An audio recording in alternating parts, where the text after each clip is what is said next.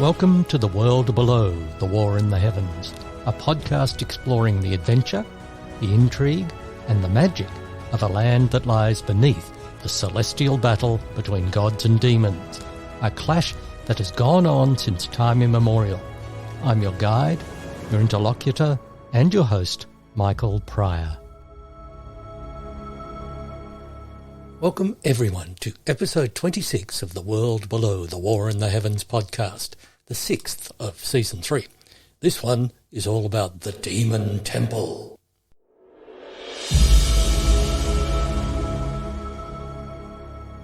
It's time for one of our thematic episodes on The World Below, The War in the Heavens podcast, mainly because this extraordinary development doesn't fit neatly into the reign of a single monarch.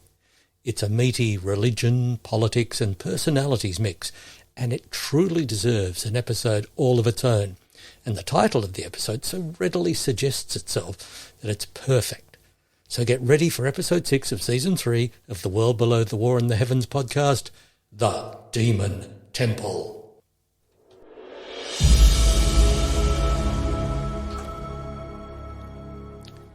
The overview.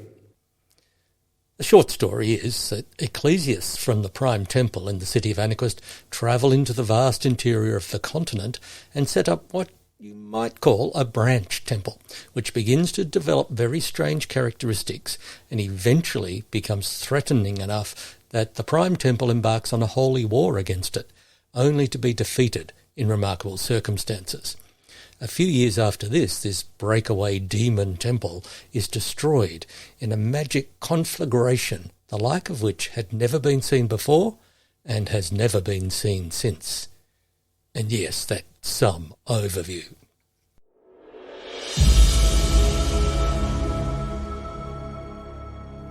Let's get into the details.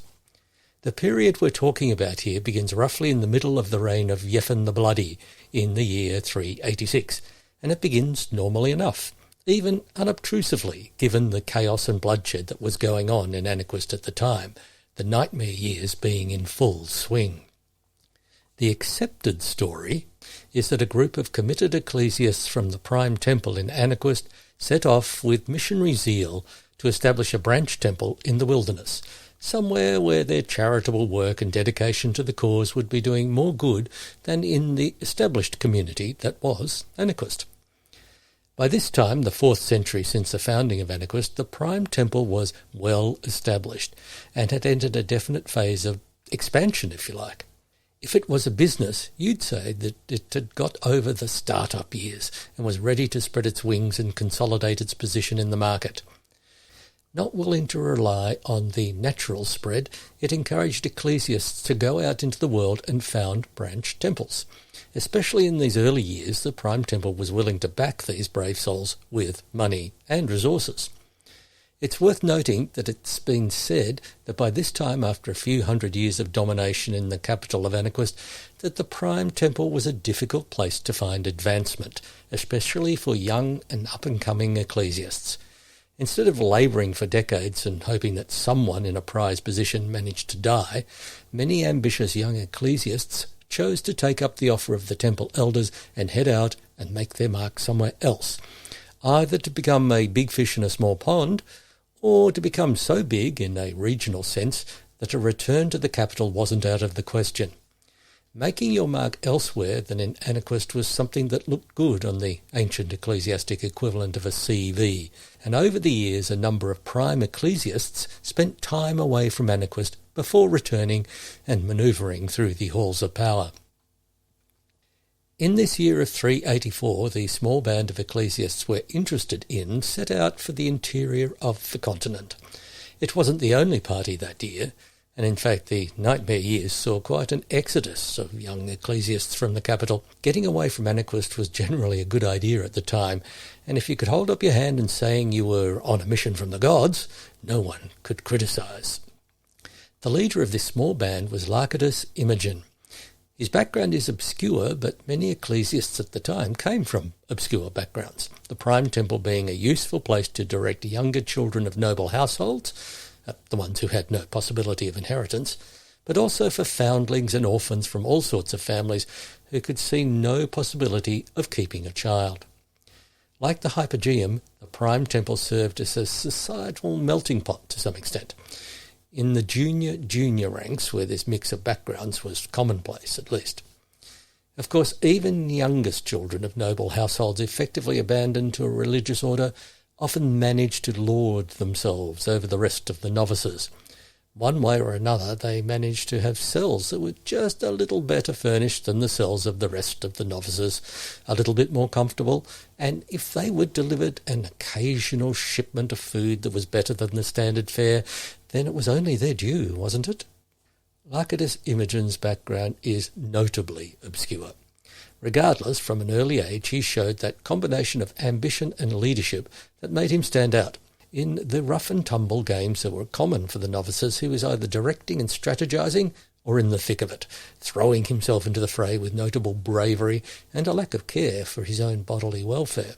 In his studies, he was also remarked upon, highly competitive and prepared to put in many extra hours to ensure that he'd top each class. Imogen was only in his early 20s when he led the band of ecclesiasts into the wilderness. His companions were mostly from a solid core of friends and followers he'd developed in his late teens, youngsters who were both keen and happy to leave the somewhat stultifying and worrying surroundings of Aniquist. With a small chest of gold from the temple coffers, the party struck out for the most challenging part of the continent. By this time, the 4th century since the founding of Aniquist, it had become clear that what had been thought of as an empty wilderness in the centre of the continent was in actuality far from that. While much of it was indeed a hostile desert in many ways, it was big enough to include some areas where people lived, either gathered around permanent springs or in secluded river valleys, or around the far-flung ancient and well-rounded mountain ranges, and the subsequent rivers that went with them. These communities, settlements, small towns, call them what you will, were scattered far and wide and had little communication with each other, let alone the cities that had grown up in more hospitable climes nearer the coast. The isolation actually appealed to many, though, especially those who might be said to have unconventional ways of life or belief. In their remoteness, they felt safe from censure and able to live the sort of life they chose.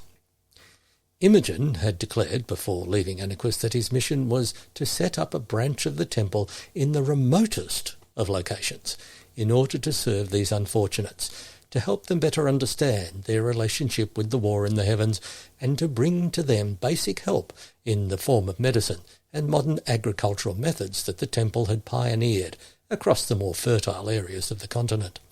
Many months of travel, and some travail, ensued in an epic journey that's probably worth an episode of its own. Among other adversities, the party had to cross river deep, mountain high. Several of his band perished due to the hardships they endured, most notably in an encounter with a pair of the giant flightless but carnivorous birds that the party blundered upon while nesting. 3 of Imogen's loyal followers died before the party managed to escape from the creatures, but scattered as they were, it took some weeks, and one more death from thirst, before the party was reunited. Eventually, Lycidas Imogen led the party to a relatively comfortable area at the southwest end of the Calix Mountains, a straggly mountain range on the edge of the harsh and unforgiving limestone desert that stretches for hundreds of miles. A small settlement had grown around a number of permanent springs there, and the area even had an intermittent watercourse, a river that flowed to the south before giving out onto what was a large salt lake, only full of water when the north of the continent was flooded and the waters eventually made their way south. The people who lived in this oasis of greenery were initially suspicious of the ecclesiasts. They were from many backgrounds and had learned to live in easy peace with each other and enjoying the desirable location. They saw the ecclesiasts as interlopers, if not intruders. Eventually, though, the ecclesiasts asked for nothing and helped wherever they could, and were accepted into the small community. In fact, their presence helped the community grow when the word spread that included in this small group of missionaries were some with knowledge of medicine and healing, and others who were well versed in agriculture, and a few who were experienced with the practicalities of building. The first building the ecclesias made, of course, was the place of worship, a small stone-walled and reed-thatched temple. With intensive growing of crops in the small, fertile and watered area they found themselves in, the ecclesias were soon able to make their own beer, which endeared them even more to the locals. The word soon spread. The temple in the wilderness, as it was initially known, soon became the name of the community and became a very desirable stopping point for any travellers crossing the inland for whatever purpose. So far, so good. This was a pattern which had been well established even in these early days of recorded history in the world below the war in the heavens. Standard operating procedure, if you like. Set up a temple somewhere where there wasn't one, entrench it in the local community through good works, don't make much of a fuss, don't make demands, don't act as if the temple rules, and gradually the people will see the benefits of being on side with an organisation that has a long arm, with benefits that can flow from wealthier parts to less well-off parts. Then rinse and repeat.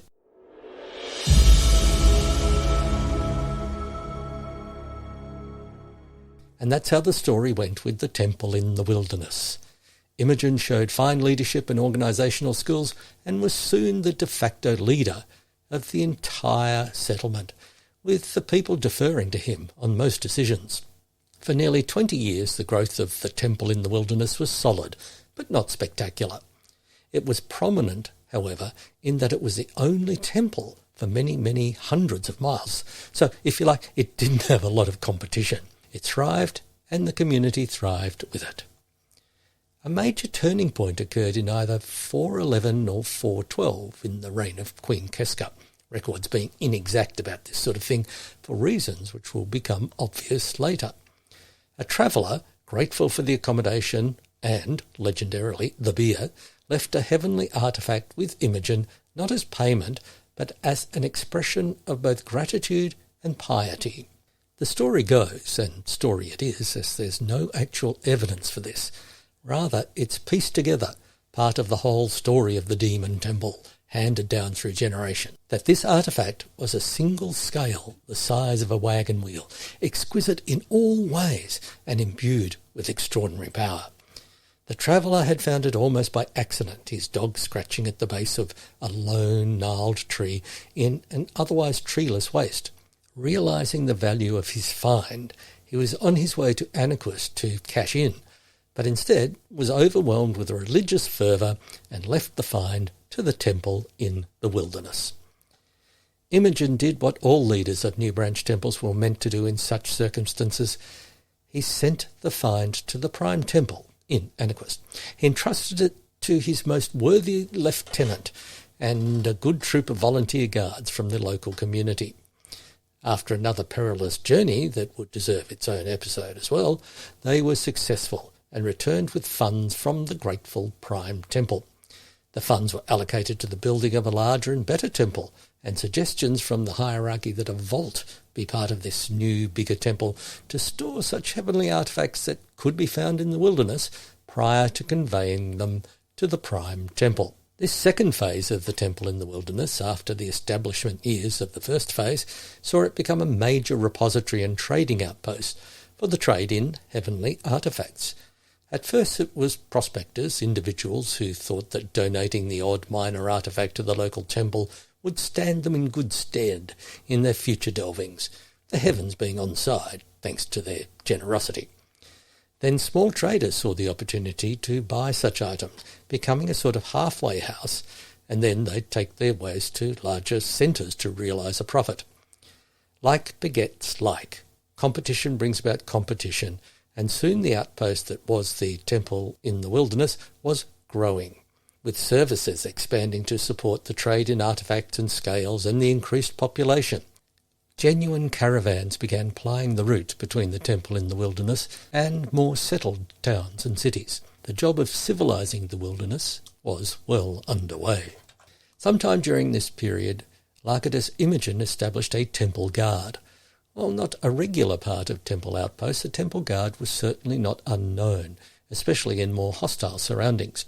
With a commander recruited from Anaquist itself, the temple guard of the temple in the wilderness soon established itself as a place for ambitious young people from the locality to learn skills, and not just in warfare and logistics.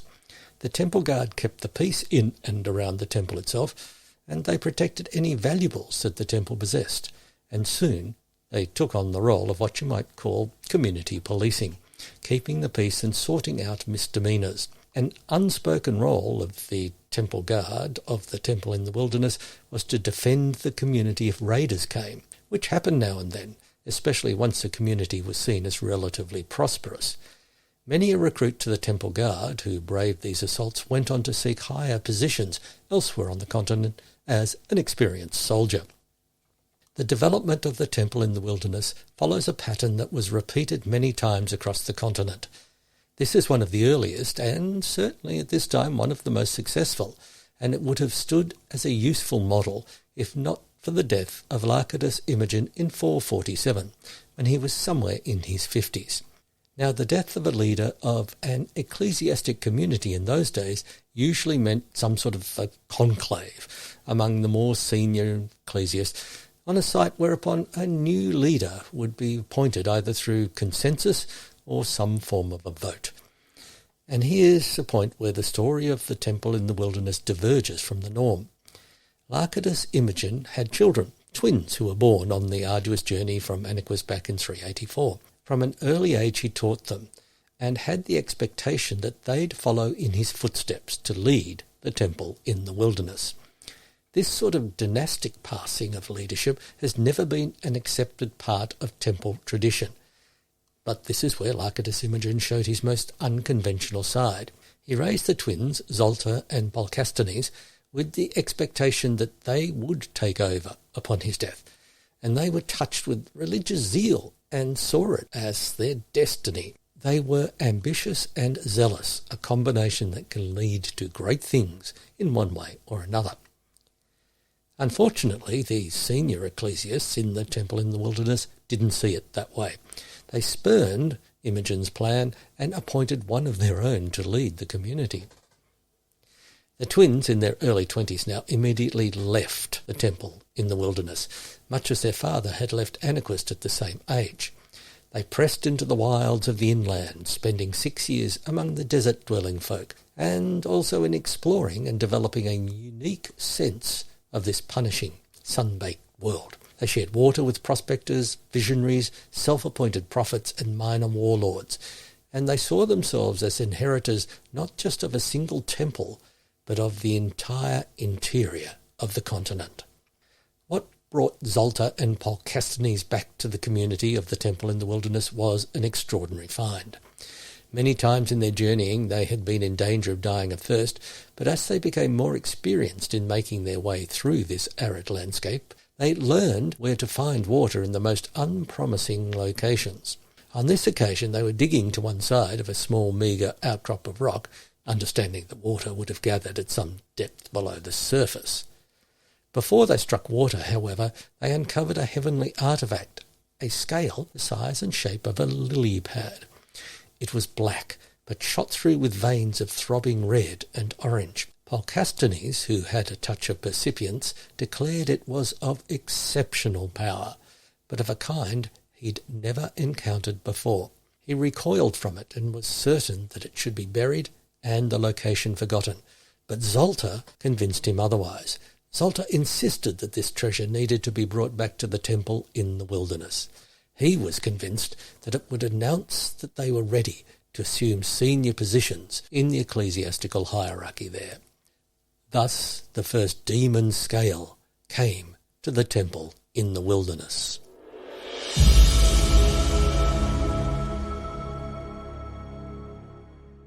Their return was greeted with great fanfare and celebration, and the heavenly scale they brought with them was the object of much awe. A special side shrine was constructed inside the temple to house this remarkable find, and crowds flocked to view it, bringing donations and patronage to the temple in the wilderness. Very soon after this, the serving senior ecclesiast stood down in favour of the twins taking joint leadership of the temple in the wilderness. Within a couple of months, however, the twins declared that such a holy object wasn't something to be gawked at by the masses. They closed it behind a special locked screen.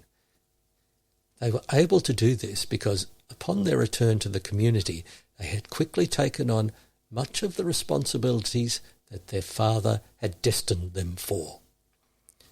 The twins began preaching in the temple, a practice that had been, up until that time, a sporadic event, quite often only undertaken when a visiting ecclesiast, with a reputation for being an entertaining speaker, dropped in.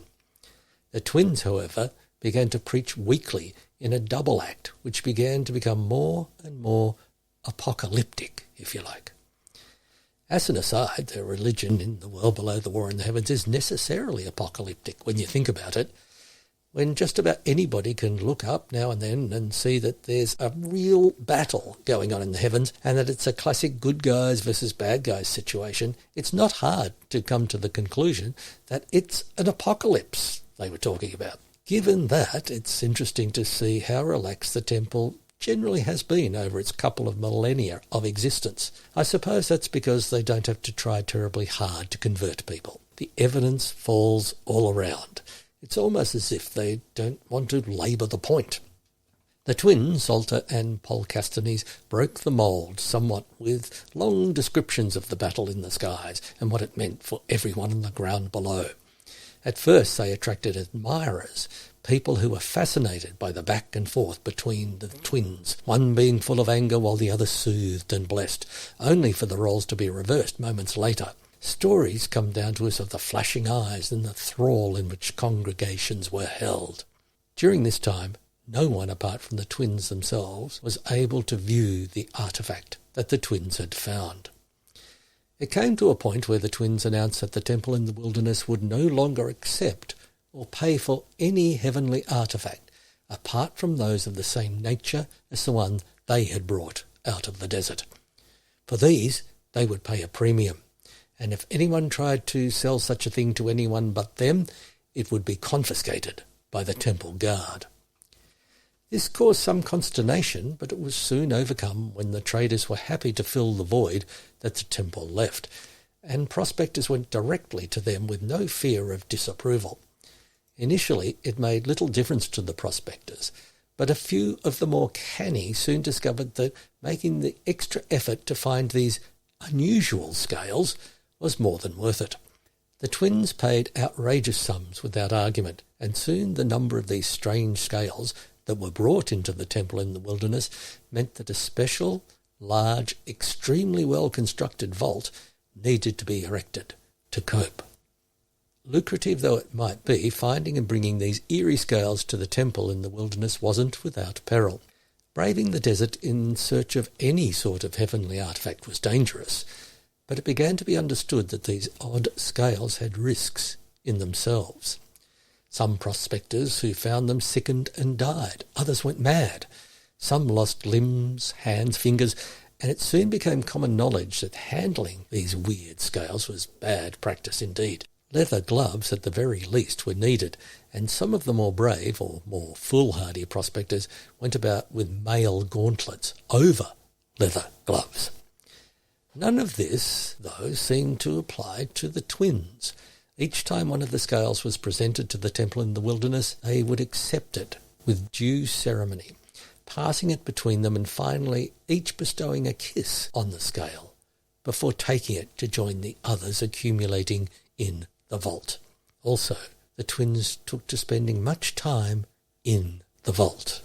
It was around this time that the ecclesiasts in the temple in the wilderness started adopting distinctive silvery robes made from wool and dyed with the crushed shells of land crabs that were common in the area, a dye for which the recipe has been lost since the land crabs went extinct. Word of the unconventional approaches of the temple in the wilderness made their way to the prime temple in Anaquist. Unconventional, you have to understand, isn't a word that's popular with most religions, and the temple was no different. After all, unconventional isn't far from unorthodox, and then it's a short hop to dissenting, and after that, heretical is just around the corner. The Prime Temple sent a delegation, ostensibly a goodwill fact-finding mission, but actually to find out what was going on with the twins and these strange scales they were collecting. Not all of the delegation returned. In fact, only their heads did, piled in a cart and driven by the youngest and luckiest member of the delegation. A letter from the twins accused the Prime Temple of blasphemy, sacrilege, and violation of everything the religion ever meant.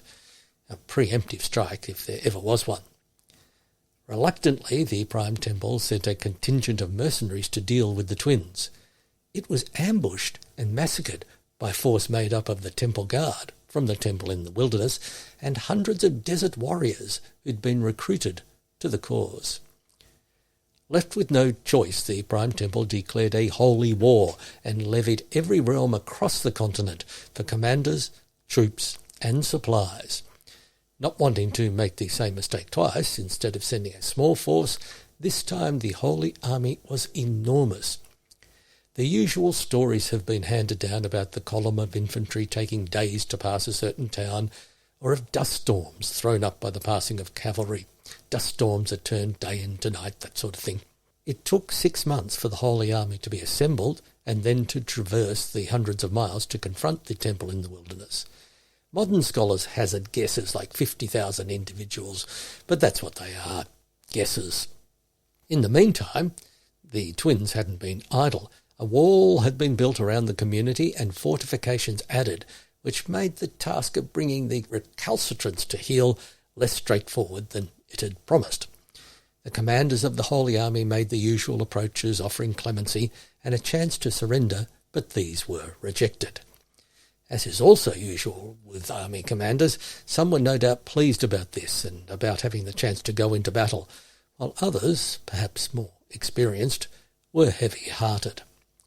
The Holy Army advanced, not bothering with the business of besieging the community, and instead assuming that their vastly superior numbers meant that a frontal assault would get the job over and done with quickly. Bad idea in so many ways. Strange devices were quickly brought up onto the ramparts as the Holy Army advanced, and when the troops were within a stone's throw, pandemonium erupted. Again, lack of records and all of that, but the tradition is that these devices were constructed on the orders of the twins, and they harnessed demon scales. No one by this time was under any illusion that the objects from above that the twins were collecting were anything else than demon scales. Records from the Prime Temple tells us that the commanders of the Holy Army were apprised of this before they left, that the chief ecclesiasts in the Prime Temple were afraid of them and what they meant, hence the size of the Holy Army and the need to put an end to what the Imogen twins were doing. The confidence of the commanders of the Holy Army was shattered as the troops advanced. The devices rigged up on the walls spewed forth death. Some speak of great goots of flame erupting from these devices. Others detail the various sorts of lightnings that rolled out, while others speak of advancing mists of acid. Where they are united is in the descriptions of the sound that erupted from these devices, a vast groaning boom like tortured thunder. The Holy Army was cut down in swathes, with even those few who managed to turn and start to run dying horrible deaths. Very few escaped to report to the Prime Temple in Anaquist, where the elders went into a state of paralysed panic, afraid and uncertain of what to do. For decades after this, the Demon Temple, for it was widely known as such, became something of a hermit realm. Only those who brought demon scales could expect anything less than immediate death if they fronted up to the gates. Despite the danger, demon scales continued to flow into the Demon Temple simply because the price paid was many times more than could be expected anywhere else. We do have one source from this time, a small book or long pamphlet called A Traveller Visits the Demon Temple by a Curious Wanderer, which is, let's say, a dubious text. Some say it's totally made up, others think it's an amalgam of true travellers' tales and fantasy. Others think it's an authentic first-hand account. For what it's worth, this account speaks of everybody inside the walls wearing silver robes, as if the entire community was part of the temple. The curious wanderer even gives an account of the twins, who were in their late 50s by this time, giving one of their marathon sermons where they praised wickedness and excoriated pity, charity and kindness. The sermon was said to have concluded with both twins hurling themselves on the floor and foaming at the mouth. The demon temple came to a sudden and devastating end in 414. The nearest town of any real size was 150 miles to the southeast, and on an early winter morning the roof of every building in the town was ripped off. Shutters were torn off and trees were shredded, not by a storm, but by a sudden eruption of light to the northwest. It took days for the brave to travel in that direction, only to find that the entire community of the demon temple was gone, and in its place was a deep crater where all the sand thereabouts was transformed into something like sickly green glass. This crater is still there today, somewhat filled with wind-blown sand. Nothing grows in it, and nothing will grow for a mile or so around it. Animals and birds avoid it, and anyone foolish enough to visit is known to fall ill, and the closer they approach, the more serious their condition, with many perishing.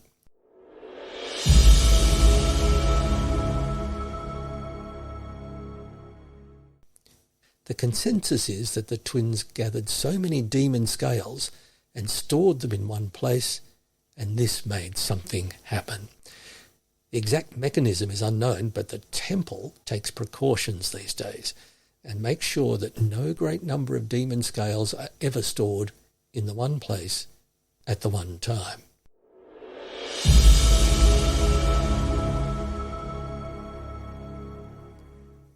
And that's it for episode 27 of The World Below, The War in the Heavens podcast.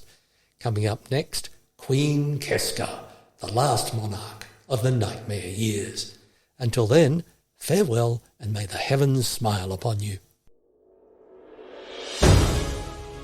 This has been The World Below, The War in the Heavens, a podcast exploring the history, culture and esoterica of the world below, a continent of magic and mystery with inhabitants who keep one eye on the sky at all times. I've been your host, Michael Pryor. If you'd like to find out more about me and my books, pop over to www.michaelpryor.com.au. Farewell.